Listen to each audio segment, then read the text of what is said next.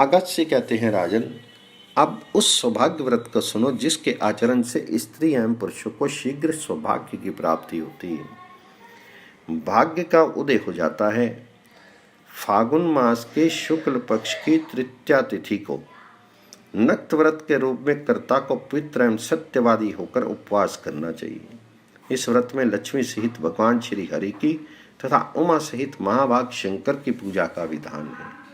जो लक्ष्मी है वह गिरजा है और जो हरि है वही तीन नेत्र वाले हर भी हैं। संपूर्ण वेद शास्त्रों और पुराणों में यही बात सुस्पष्ट निर्दिष्ट है, किंतु जो ग्रंथ इसके विपरीत ये कहता है कि विष्णु से रुद्र भिन्न है, वह किसी अच्छे कवि का प्रबंध हो सकता है, पर उसे शास्त्र कदापि नहीं कहा जा सकता।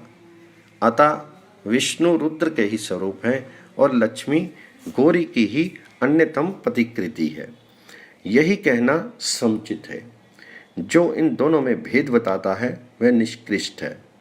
राजेंद्र, फिर व्रती पुरुष यतन पूर्वक लक्ष्मी सहित श्री हरि की भली भांति पूजा करे। उन परम प्रभु के पूजन के मंत्र इस प्रकार हैं: ओम गंभीराय नमः, ओम शुभगाय नमः, ओम देदिवाय नमः, ओम त्रिनेत्राय नमः, ओम वाचस्पते नमः, ओम रुद्राय नमः। इन मंत्रों के द्वारा क्रमशः उनके दोनों चरण, कटिभाग, उदर, मुख, सिर एवं सभी अंगों की पूजा करनी चाहिए। इस विधि के अनुसार पूजा करके मेधावी मनुष्य लक्ष्मी सहित विष्णु की और गौरी सहित शंकर के पुष्प वंदन आदि उपचारों द्वारा पूजा करे। तदनंतर मूर्ति के सामने मधु एवं घृत से हवन करना चाहिए। यदि सर्वोत्तम सौभाग्य पाने की कामना हो तो तिल और घृत से हवन करावे। इस दिन बिना नमक तथा घृत के शुद्ध गेहूं से तैयार किया हुआ भोजन पृथ्वी पर ही बैठकर करना चाहिए। कृष्ण पक्ष के लिए भी यही विधि बताई गई है। आषाढ़ से लेकर अश्विनी तक के 4 महीनों में ये व्रत प्रतिपदा तिथि के दिन होता है और द्वितीया को पारण करने की विधि है। इन महीनों में ये व्रत यवन से करना चाहिए। इसके पश्चात कार्तिक से पूष तक 3 मासों में व्रती पुरुष पितरता पूर्वक संयम से रहकर सामा का भोजन में उपयोग करे।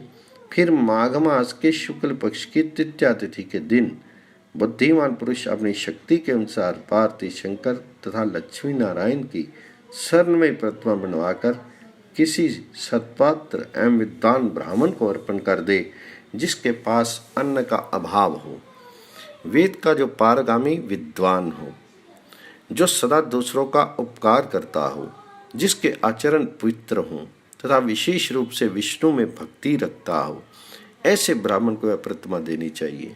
साथ ही दान में 6 पात्र भी देने की विधि है। 1 से लेकर 6 तक वे पात्र क्रमशः मधु, घृत, तिल का तेल, गुड़, लवण एवं गाय के दूध से पूर्ण हो। इन पात्रों के दान करने के प्रभाव से व्रत करने वाले व्यक्ति, स्त्री अथवा पुरुष कोई भी हो, वह अन्य 7 जन्मों में सुंदर, सद्भाग्यशाली और परम दर्शनीय हो जाते हैं। अभिघन व्रत। अगस्त्य कहते हैं, राजन सुनो, अब मैं विघ्नहर नामक व्रत को बतलाता हूँ। इसके विधि पूर्वक आचरण करने से पुरुष विघ्नों पर पराभूत, बाधित या तिरस्कृत नहीं होता। इसके प्रारंभिक ग्रहण की विधि इस प्रकार है। फागुन मास के चतुर्थी को दिन में उपवास रहकर 4 घड़ी रात बीतने पर भोजन करें। प्रातः पारना में तिल लेने चाहिए। उस दिन तिल से ही हवन करें तथा तिल ही ब्राह्मण को दान भी दें। इस प्रकार 4 मास तक इसका अनुष्ठान करके 5वें महीने में आषाढ़ की चतुर्थी को स्वर्ण में गणेश की प्रतिमा की भली भांति पूजा करके खीर एवं तिल से भरे हुए 5 पात्रों के साथ उसे ब्राह्मण को दे देनी चाहिए। इस प्रकार इस व्रत का अनुष्ठान करके मनुष्य संपूर्ण विघ्नों से छुटकारा पा जाता है। अपने अश्वमेध यज्ञ में विघ्न पड़ने पर राजा सगर ने इसी व्रत का अनुष्ठान करके अश्व को प्राप्त करके यज्ञ संपन्न किया था। त्रिपासुर से युद्ध के समय भगवान रुद्र ने भी इसी व्रत के प्रभाव से त्रिपुरासुर का वध किया था। मैंने भी समुद्रपान के समय यही व्रत किया था। परंतप पूर्व समय में तप एवं ज्ञान की इच्छा वाले अन्य अनेक राजाओं ने विघ्न दूर करने के लिए इस व्रत का आचरण किया था। इस व्रत के दिन पुण्य आत्मा पुरुष विघ्न समाप्त होने के निमित्त ओम शूराय नमः, ओम धीराय नमः, ओम गजाननाय नमः, ओम लंबोदराय नमः, ओम एकदंष्टाय नमः इन मंत्रों का उच्चारण करके गणेश जी की सम्यक प्रकार से पूजा करे और इन्हीं मंत्रों द्वारा हवन भी करे। केवल इसी व्रत के करने से मानव सभी विघ्नों से मुक्त हो जाता है। गणेश जी की प्रतिमा दान करने से तो उसके जीवन की सभी अभिलाषाएं पूर्ण हो जाती हैं। शांति व्रत। अगस्त्य कहते हैं, राजन, अब तुम्हें शांति व्रत का उपदेश करता हूँ। इसके आचरण से गृहस्थों के घर में सदा शांति सन्मति बनी रहती है। सुव्रत कार्तिक मास के शुक्ल पक्ष की पंचमी तिथि के दिन से आरंभ करके 1 वर्ष पर्यंत व्रती को अत्यंत उष्ण भोजन का त्याग करना चाहिए तथा प्रदोष काल में शेषशायी श्री हरि की सम्यक प्रकार से पूजा करनी चाहिए।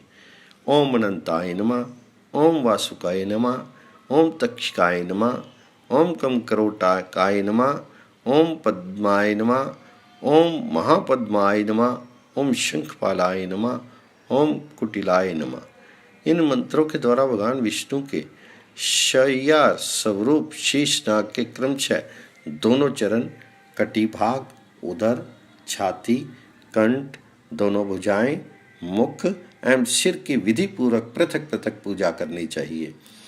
फिर भगवान विष्णु को लक्ष्य करके सभी अंगों को दूध से भी स्नान करावे।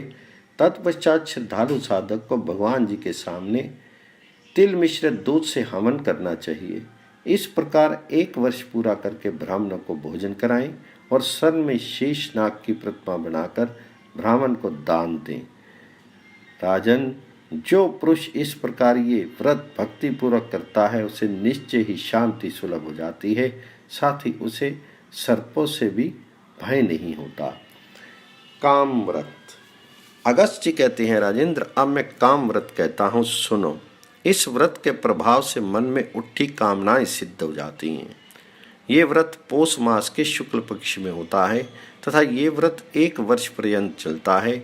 इसमें पंचमी तिथि के दिन भोजन करके षष्ठी के दिन फल आहार पर रहा जाए, अथवा ये भी नियम है कि बुद्धिमान पुरुष षष्ठी के दिन दोपहर में फल आहार करे और रात में मौन होकर ब्राह्मणों के साथ शुद्ध भात खाए या केवल फलाहार पर ही व्रत करे। षष्ठी को पूरा दिन भर उपवास रहकर सप्तमी तिथि में पार न करनी चाहिए। इससे भगवान कार्तिकेय की पूजा कर हवन करना चाहिए। इस प्रकार 1 वर्ष पर्यंत व्रत करें। षडानन, कार्तिकेय, सेनानी, कृतकासुत, कुमार और स्कंद इन नामों से विष्णु ही प्रतिष्ठित हैं, अतः उनके इन नामों से ही उनकी पूजा करनी चाहिए। व्रत समाप्त होने पर ब्राह्मण को भोजन करावें और षण्मुख की स्वर्णमयी प्रतिमा ब्राह्मण को दें। वस्त्र सहित प्रतिमा ब्राह्मण को देते समय व्रती इस प्रकार प्रार्थना करे, भगवान कार्तिकेय, आपकी कृपा से मेरी संपूर्ण कामनाएं सिद्ध हो जाएं। फिर ब्राह्मण को लक्ष्य करके कहें, ब्राह्मण देवता, मैं भक्ति पूर्वक ये प्रतिमा देता हूँ, आप कृपा पूर्वक इसे स्वीकार करें। इस प्रकार के दान मात्र से व्रती के इस जन्म की समस्त कामनाएं सिद्ध हो जाती हैं। संतानहीन को पुत्र, धन की इच्छा वाले को धन तथा राज्य छिन जाने वाले को राज्य सुलभ हो जाता है। इसमें कुछ भी अन्यथा विचार नहीं करना चाहिए। महाराज, इस व्रत का पूर्व समय में ब्रह्मचर्य का पालन करते हुए राजा नल ने अनुष्ठान किया था।